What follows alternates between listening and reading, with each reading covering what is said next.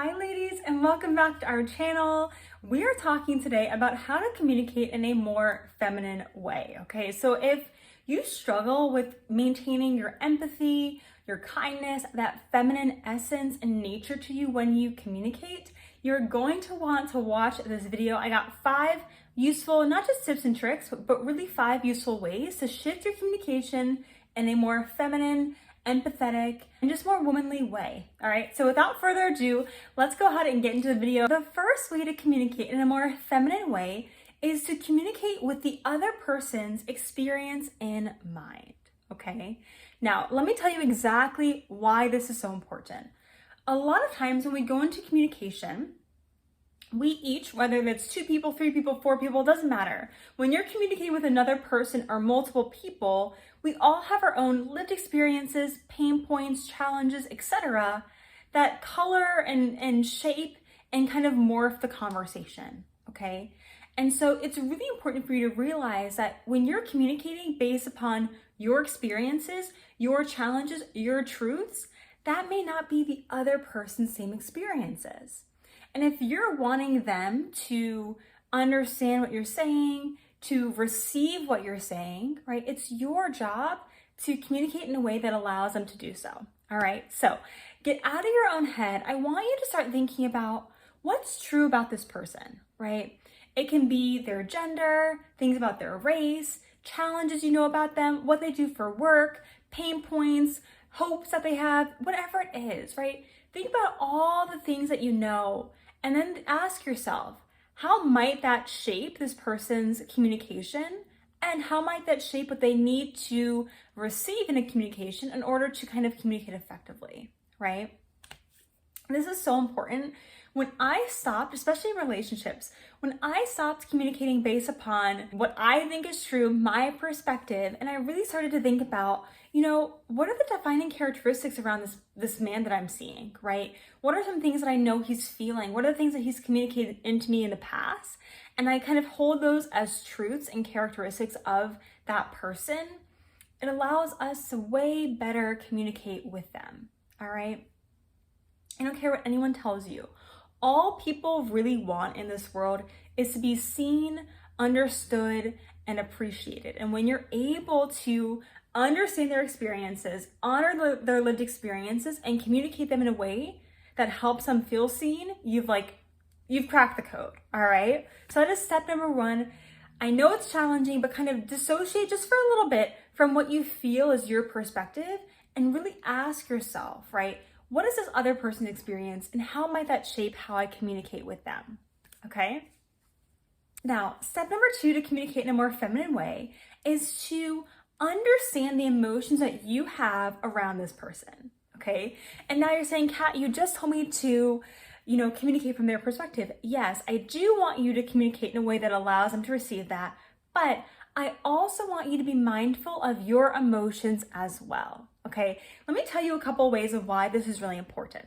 A lot of times what happens is you're in a conversation or some type of, communication that can be verbal or nonverbal, right? But you're communicating with someone and let's say they hurt you. You feel disappointed or you feel shamed or you feel disregarded, right? Rather than being honest about the true emotion that you're feeling, what will typically happen is you'll put on a guard, right?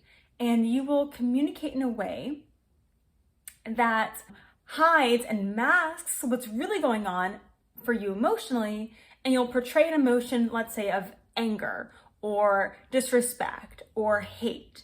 And when you do that, you are actually not ever going to get the resolve that you want. I kind of call it you put on this mask and now you've instigated a negative emotion out of that person when really in the reality, if had you been honest about what you're experiencing and naming that, while yes, it's fearful, yes, it's a little bit of a risk, it allows you to be honest and get true resolve around, hey, you really hurt me. Or, hey, you made me feel really excited and happy. And naming that, it deepens the relationship. It opens up that vulnerability and brings us closer with the other person, okay?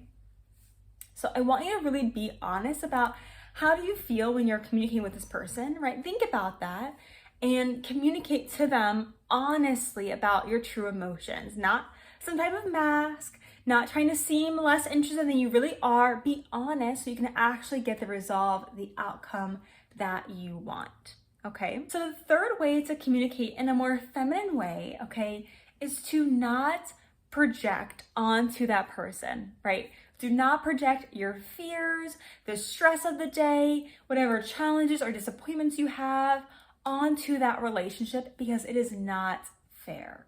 Okay, and you know exactly what I'm talking about.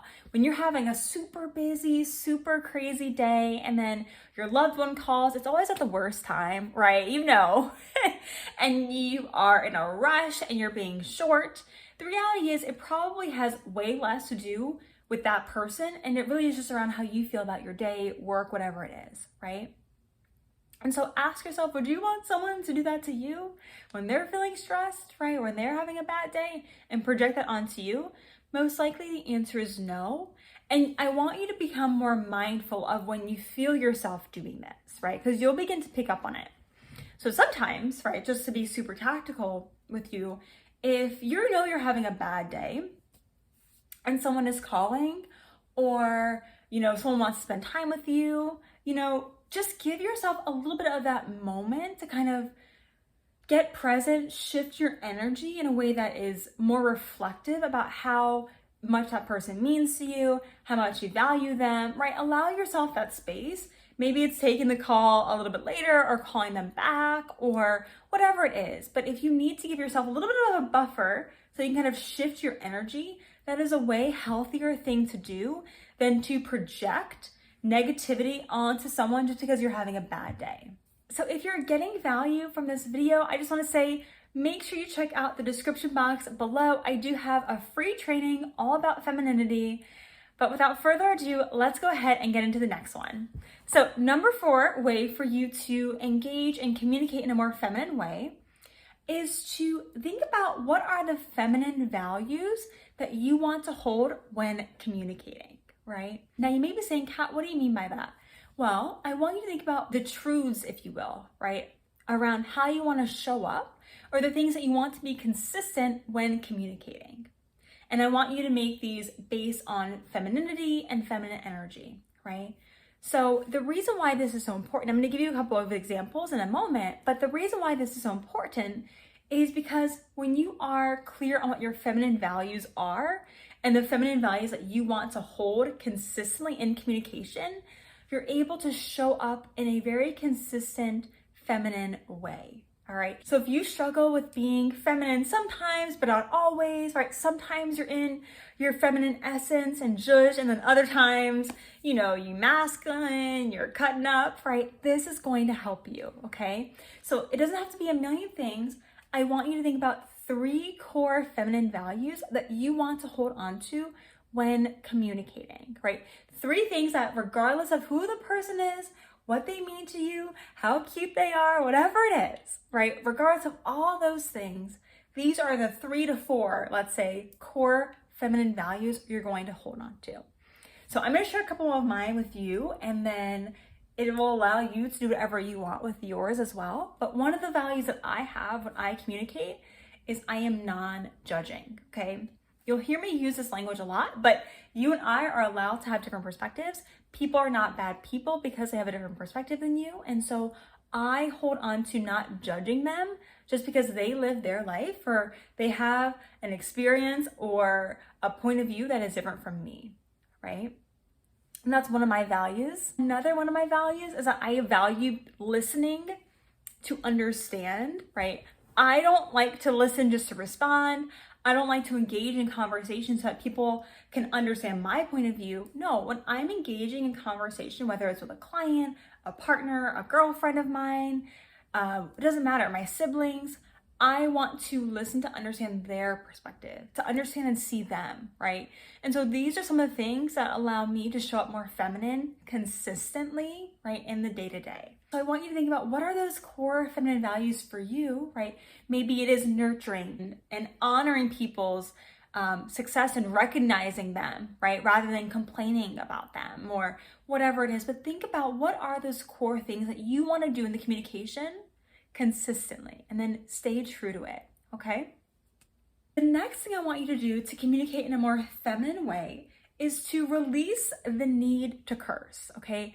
Let go of cursing. You don't need it. You don't need it, all right? Cursing, I will consistently say this, it is a lot of negative energy and it's a lot of empty space, first of all. It doesn't do anything for the conversation but elicit negative energy. Even if you're being funny, even if, we're kikiing, you're still eliciting negative energy. It can be funny and still be negative, right?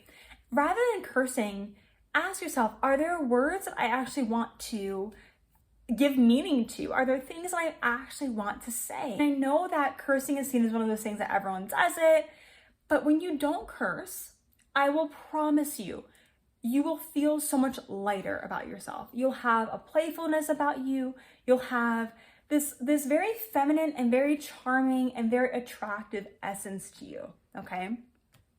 This is not even about a man's perspective. I will share a little bit of what I've done for my research and how men feel about cursing, but this is about you, and it's about you feeling more connected to your femininity. It's about you feeling like a woman, not putting on all this masculine energy and this front and this guard, and that really is what cursing does, okay? And so rather than cursing, my encouragement to you is to name what you're experiencing, name what you're feeling, because curse words are a lot of filler words. They take up a lot of space, and they say a whole lot, right, without saying, really naming a whole lot. And so I want you to become more clear in your language. You're trying to communicate that this person has disappointed you, that they frustrated you, but all the person is hearing and seeing is you cursing and, getting up in their face and all of this stuff. And it distracts from what you are really feeling. It distracts from people honoring your true emotions and meeting you where you're at, because now they're distracted by the cursing, the hollering, all of that, right? People do pick up on it. I know you don't think they do, or they don't think it's a big deal when you're cursing, but I promise you, when you don't curse, you stand apart. You become a woman who's seen as being graceful, who values the words that are coming out of her mouth, right? Who's intentional about what she's saying, all right? I think I said I was going to give you 5 ways. I'm actually going to give you 6. So the 6th way to communicate in a more feminine way is to focus on being present into the conversation, okay? The conversation or the experience that you're having with someone. Trust me, I know that there's so much going on. We have so much stimulation. We're overwhelmed by, there's Instagram, there's YouTube, we're scrolling, we have tons of options, like we're texting a million people at one time, dating a million people at one time. All of this stimulation has affected our attention span. We're no longer able to just be present, to reflect and be there with someone, okay? And so I want you to focus on building this skill set, this muscle back up, because again, with all the social media and all that's going on, the stimulation going on in our world, we've lost that skill set a little bit. But just small things you can do, right? When you're standing in line and you want to pull out your phone, right? Just refrain from just scrolling endlessly or mindlessly, right? Because all that does is it just begins to trick you into having a shorter attention span, okay? So learn how to, be present, give someone your undivided attention. And I promise you, it goes back to the thing I said about with number 1, them feeling seen, them feeling like you understand them. When you really get present into a conversation with someone, they feel that, right? They can tell. That is it for me, y'all. I hope this video was helpful. Let me know down below what other videos would be helpful for you as you work on building up your feminine nature. I'll see you later.